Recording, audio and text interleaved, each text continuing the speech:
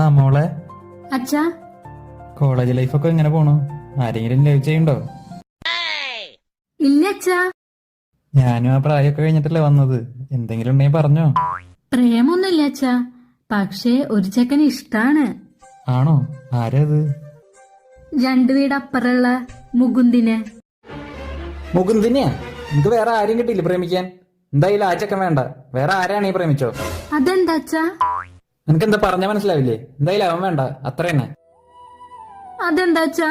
ജാതി നോക്കിട്ടാണോ? അതൊന്നല്ല മോളെ, ജാതി ഒന്നും അച്ഛനൊരു പ്രശ്നമല്ല. ഇത് വേറൊരു കാര്യാ. മോളോട് അത് അച്ഛന് പറയാൻ പറ്റില്ല, വിട്ടേക്ക്. അതൊന്നും പറ്റില്ല. അച്ഛൻ ആദ്യം കാരണം പറ, എന്നിട്ട് വിടണോ വേണ്ടോന്ന് ഞാൻ ആലോചിക്കാം.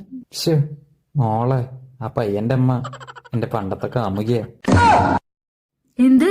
ആ ജംഗ്ഷനിൽ താമസിക്കുന്ന സുമതി ചേച്ചിയല്ല അച്ഛന്റെ എക്സ് എന്ന് പറഞ്ഞിരുന്നേ? സുമതി ഉണ്ടായിരുന്നു, അത് മുന്നേ.